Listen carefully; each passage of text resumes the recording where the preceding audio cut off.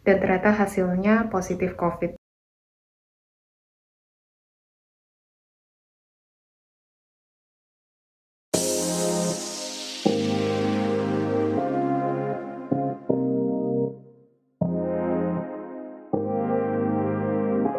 Hai, welcome back to my channel. Buat kalian yang baru pertama kali datang, welcome.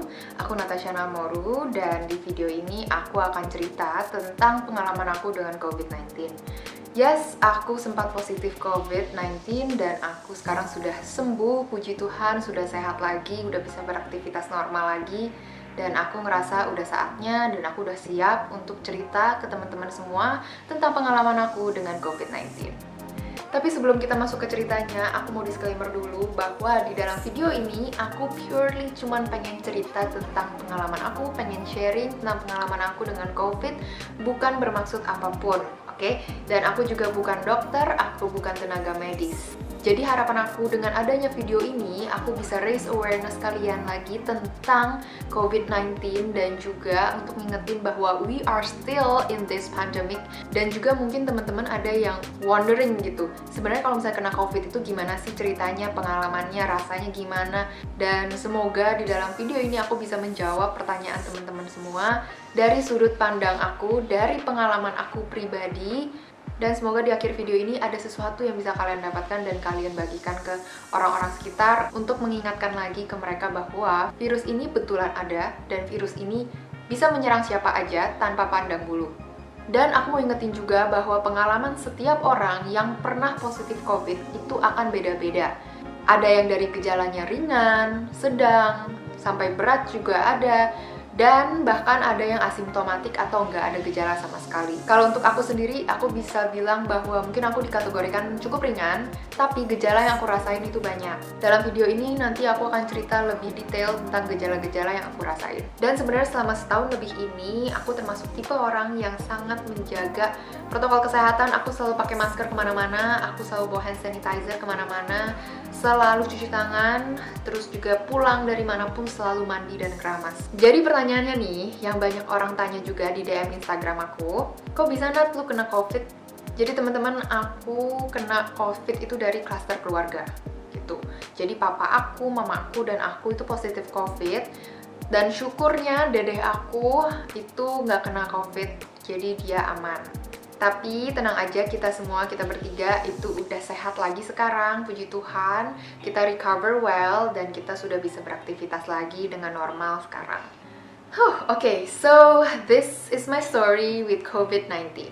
Jadi di bulan Maret awal, papa aku udah mulai ngerasain gak enak badan gitu. Jadi sempat demam juga, sempat ke dokter juga, dan akhirnya sempat swab PCR beberapa kali dan hasilnya ternyata positif.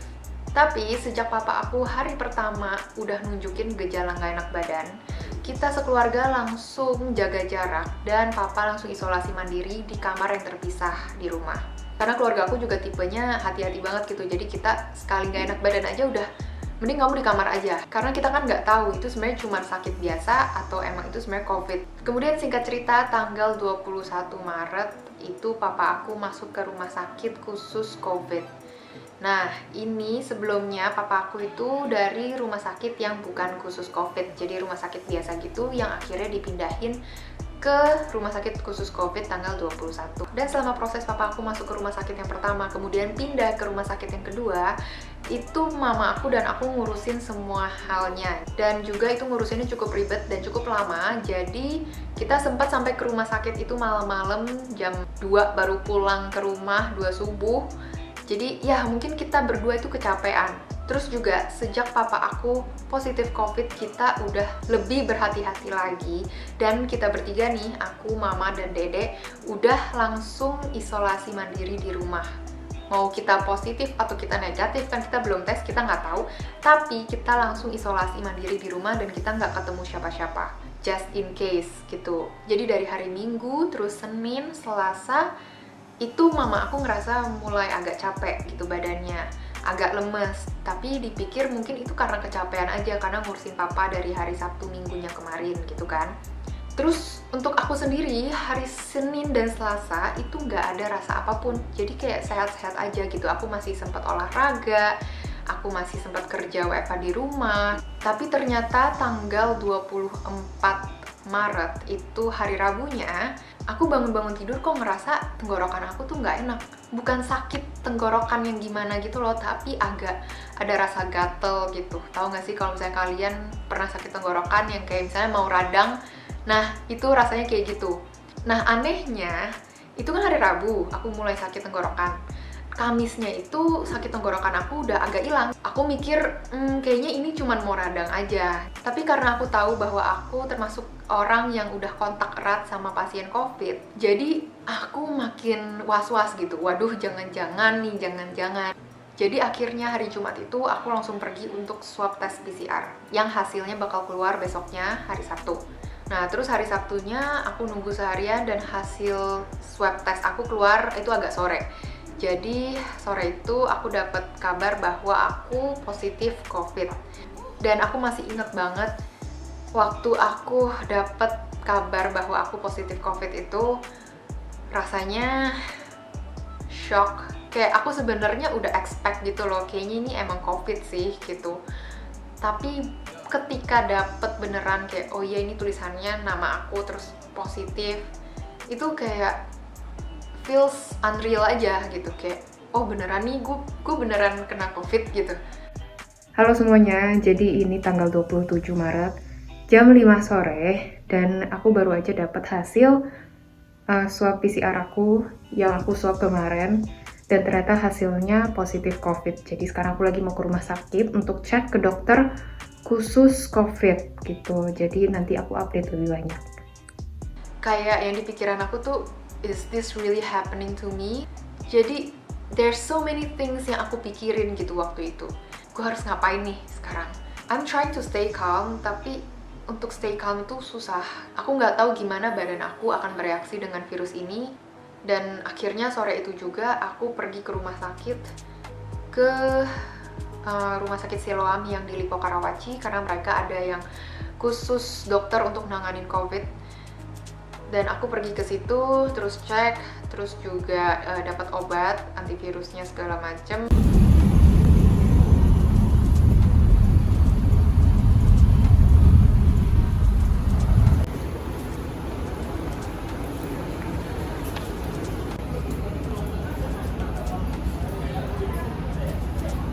Nah itu berarti hari keempat aku positif COVID. Besokannya hari Minggu tanggal 28 Maret itu berarti hari pertama aku karantina, bener-bener isolasi mandiri di kamar aku di rumah.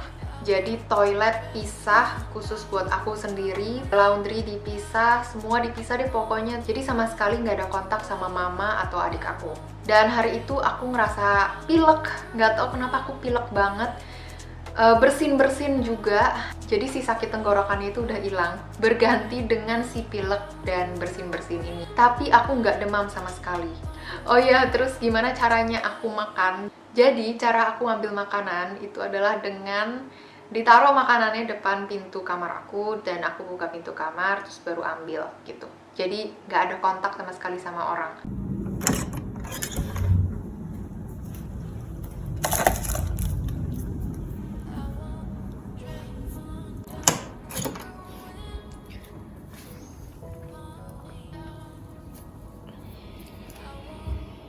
Lanjut hari ke-6, hari Seninnya nih, aku udah nggak pilek, udah nggak bersin-bersin lagi, tiba-tiba hilang aja gitu semuanya.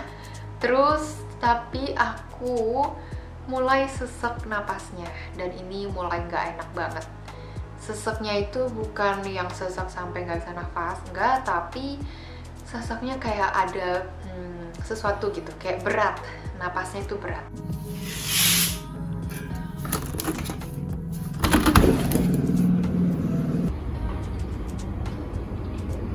Day 2 of my quarantine di kamar dan sebentar. Sorry. Aku di sini sama teman aku, Pentol kesayangan. Ya, aku mau ngasih update aja sih hari ini, hari kedua aku karantina mandiri di rumah. Dan kemarin tuh aku sebenarnya pilek banget, bersin-bersin. Tapi hari ini udah nggak terlalu. Tapi hari ini tuh nafasnya agak berat, jadi agak sesek gitu kalau misalnya menarik nafas yang terlalu kayak gitu. Itu rasanya agak berat, but it's okay karena aku ngerasa badan aku masih kuat untuk ngelawan ini. Jadi hari ini aku banyak tidur, banyak istirahat aja sih. Dan hopefully in the next few days bakal lebih baik ya, gejala-gejalanya dan symptomsnya bakal lebih baik. Dan ya nanti aku update kalian lagi. Dan mulai hari ke-6 ini dan seterusnya itu udah bisa dibilang aku nggak bisa terlalu ngapa-ngapain, jadi cuman lebih banyak tidur aja. Jadi aku juga nggak gitu inget aku ngapain aja, karena olahraga tuh udah nggak bisa. Kalau misalnya ngeliat layar laptop kelamaan atau layar handphone kelamaan juga pusing. Jadi kayaknya kebanyakan tidur aja gitu, karena napasnya juga udah mulai nggak enak. Kemudian hari ke-7 aku positif COVID, itu berarti hari Selasa tanggal 30 Maret. Itu aku udah mulai kehilangan indera perasa dan pencium, tapi nggak sepenuhnya. Jadi aku kan punya minyak kayu putih di kamar, dan aku coba untuk cium, itu kayak nyium air putih, tapi ada kayak pedes-pedesnya dikit, tapi nggak kerasa itu wangi kayu putih, nggak kayak gitu. Jadi aneh banget. Dan sebenarnya satu hal yang aku berharap banget nggak terjadi adalah kehilangan indera perasa dan pencium ini. Karena aku tuh suka makan, jadi kalau misalnya nggak bisa ngerasa makanan aku atau nggak bisa nyium apapun, kayak aku takut aku nggak bisa makan. Tapi itu terjadi, jadi ya udah. The next day, hari ke-8 aku positif COVID, itu indera perasa dan pencium aku mulai makin hilang.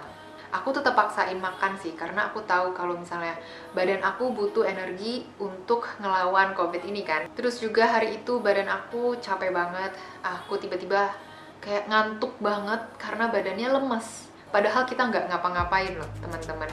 Jadi kalaupun kita cuma berdiri jalan cuma berapa langkah, itu rasanya capek banget, kayak abis lari gitu. Dan hari itu aku juga mulai nyeri di dada aku, jadi di tengah sini itu kayak rasanya ada apa ya, ada sesuatu gitu, kayak sakit, dan aku nggak pernah kayak gitu sebelumnya. Terus juga ini kan COVID adalah virus pernapasan, jadi itu dia akan nyerang ke paru-paru. Dan bener aja gejalanya makin kelihatan di aku di hari ke-8 ini, dimana aku udah mulai makin susah untuk napas. Jadi biar kalian kebayang, aku kasih gambaran ya. Kalau misalnya manusia normal bernapas, tarik nafas panjang, itu kan kayak gini.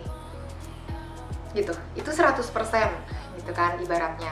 Nah ini aku di hari ke-8 cuma bisa tarik nafas sekitar 70% lah. Terus di hari ke-9 itu aku mulai kehilangan nafsu makan. Terus dada aku di sini juga masih nyeri dan napas aku tuh berat gitu. Rasanya narik napas tuh susah banget.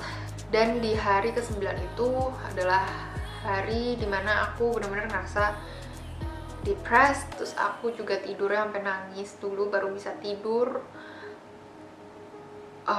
Itu nggak nyaman banget gitu kan, karena untuk tiduran aja tuh sakit gitu napasnya, susah nafasnya, dan aku harus tidur tengkurep.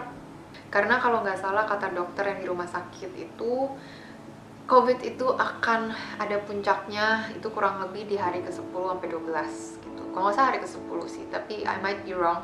Jadi aku cuma mikir aku harus bisa lewatin fase si virus ini sampai di puncaknya, habis itu dia bisa sembuh pelan-pelan gitu. Jadi hari ke-9 itu adalah salah satu hari dimana aku ngerasa hari itu sangat berat gitu buat aku lewatin. Lanjut hari ke-10 itu Jumat tanggal 2 April. Jadi di hari ke-10 itu adalah hari terparah aku, bisa dibilang gitu lah. It was very scary and frightening for me. Chest pain aku makin parah. Terus aku rasanya capek banget, padahal aku nggak ngapa-ngapain, aku cuma tidur aja. Jadi di hari ke-10 itu, malam-malam aku udah mulai makin ngerasa aku nggak sanggup gitu badannya untuk melawan ini. Dan saat itu juga sebenarnya kita udah tahu bahwa mama itu positif COVID juga, karena mama berapa hari setelah aku tes itu langsung tes swab juga, karena kontak erat juga kan sama aku. Dedek aku juga tes swab juga, dan ternyata dedek negatif, dia langsung diisolasiin di tempat lain. Anyways, di hari ke-10 itu, sore-sore aku ngerasa mulai makin lagi nggak enak. Dan akhirnya aku ngomong sama mamaku dan papa juga waktu itu video call, harus gimana nih, karena udah lumayan takut, karena aku ngerasa aduh ini untuk napas aja susah gitu, takut banget karena sakit. Kalau napas tuh sakit, untuk tarik napas aja sakit dadanya gitu. Jadi malam itu aku udah siap-siapin hospital bag buat aku langsung pergi ke rumah sakit malam itu, karena mikirnya ini kalau misalnya sampai jam 9 malam tetap begini, aku mau langsung ke rumah sakit aja. Aku jadinya emosional. Aku jarang-jarang nangis depan orang. Sometimes the problem sama anak-anak muda adalah kita ngerasa bahwa kita masih muda, jadi kita masih kuat. Karena COVID itu nggak cuma nyerang fisik, tapi juga nyerang mental kita.